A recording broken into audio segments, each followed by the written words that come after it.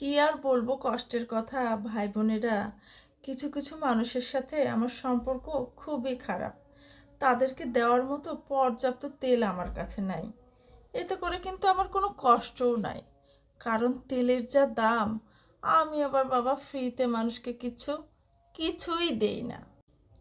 জানেন তো আপুরা, মেয়েরা কিন্তু বেঁচে থাকে মাত্র 20 বছর, যতদিন তারা বাবার রাজকন্যা হয়ে থাকে। তারপরে সারা জীবন তারা পরিবারের জন্য বাঁচে, আর নিজের জন্য বাঁচা হয় না। একজন আহত ব্যক্তি যত তাড়াতাড়ি তার যন্ত্রণা ভুলে যায়, একজন অপমানিত ব্যক্তি কিন্তু তার যন্ত্রণা তত তাড়াতাড়ি ভুলতে পারে না। কারণ অপমানটা হলো পলিথিনের মতো, চাপা পড়ে থাকে কিন্তু পচে না।